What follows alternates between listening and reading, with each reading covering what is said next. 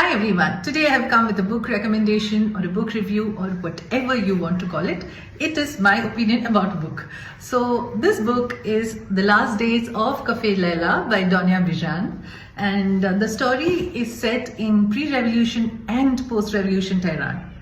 So the narrative jumps, it jumps from San Francisco to Tehran, then it jumps between Tehran in the past and in the present. So our main protagonist is Noor. She is a nurse in a hospital in San Francisco, and she stays with her husband Nelson, who is a doctor in the same hospital, and with her teenage daughter Lily. And when the story starts, Noor is facing a big problem in her life. She does not know what to do. And it is then that she receives a letter from her father. She keeps in touch with her father, Zod, who is in Tehran, through letters, very rarely through phone calls. So anyway, she communicates with her father, and her father tells her, just come home. And it is 30 years since Noor has gone home. She left home when she was 18. Her father sent her to America with her brother because the situation in Tehran was very dire, especially for women. So her father sent her to the United States to study, and later she married and settled there. So Zod does not allow Noor to come back home because he knows how difficult it is there. So even initially when she leaves home and she is heartbroken because she wants to go somewhere where she knows the language and she wants to go back home, she feels like an alien in America. But her father just does not allow her to come back. And slowly she settles in, she and her brother, they both settle in there and they have their families. And it is at this juncture that we see Noor going back to Tehran with her teenage daughter. And Zod himself is the son of immigrants, Russian immigrants to Tehran. Zod's parents, Yannick and Nina, had immigrated from Russia during the revolution there. And they had come and they set up this cafe called Cafe Leila. There are so many beautiful descriptions of food and the life there, the people there, the people who run Cafe Leila. There's Nana Goli, and there is Kareem, and there's so many other people who are helping Zod and his wife Pari. So Zod is a person who is the second son of the family. They are three brothers, and he's the second son. He's sent to Paris to study. But he has to come back because there's a tragedy in the family, and that is how Parizad comes into his life as his wife. So Zod and Pari had a fairy tale marriage, and they ran Cafe Leila. After Yannick and Nina, it is Zod and his wife who run Cafe Leila. And then the revolution happens, and there is yet another huge tragedy.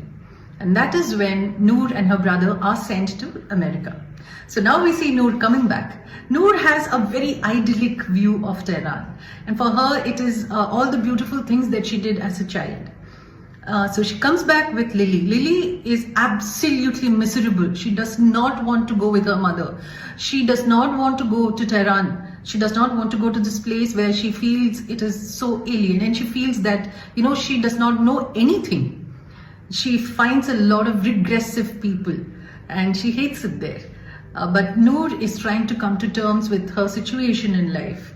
And, there are these dynamics between all these people, which is so beautifully brought out by the author. And then there is the situation, the social situation, the political situation in Tehran, and how Noor is faced with it and how she comes to terms with it, how Lily has to come to terms with it. So it is a many layered story. And there are so many wonderful descriptions of people, of relationships, of food, of family. I loved the way the novel ended. I felt that it was very fitting for the way the narrative was, progressing. So there are a lot of beautiful descriptions, like I said earlier. And I am going to read out two passages to you. So just to see how beautiful it is.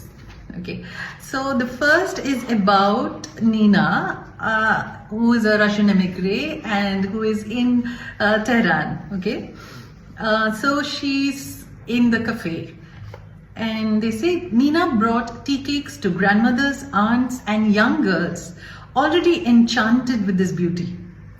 From them, she learned how to haggle, how to make yogurt, when to pickle the eggplant and cucumbers and garlic the villagers brought to town on donkeys.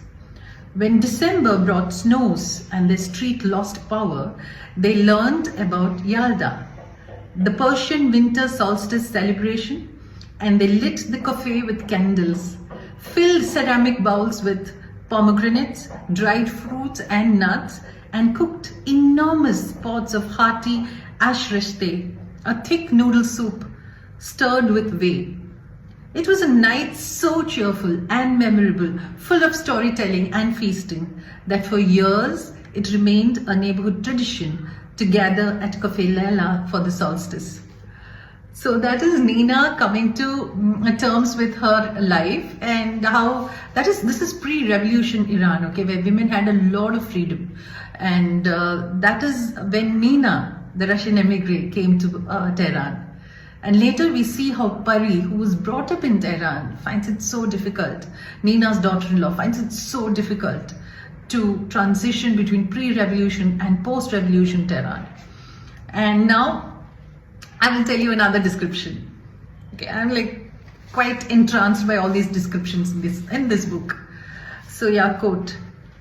Back inside at the kitchen table, they allowed themselves a long interval to sip tea and gaze out the window while 2 eggs bubbled in a pot on the stove.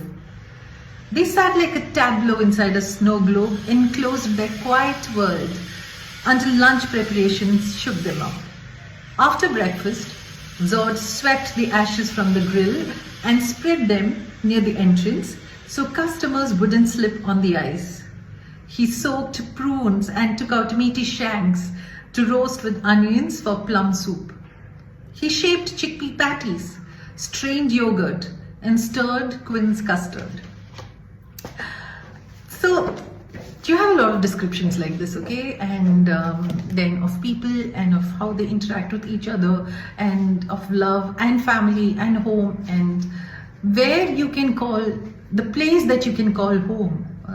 So Noor finds out all these things in this book. My only problem with this book will be that maybe it skimmed a lot of things, okay. It did not go too deep, but that's okay. It's a story. It's a story. I'm okay with that. So if you're in the mood for a book like this, then do go and check out The Last Days of Cafe Leila by Donia Bijan. And so that is the book for today. I hope you liked it. I hope you liked the sound of it. And I hope at least some of you go and read it. So until we meet again with the next video, tata bye bye.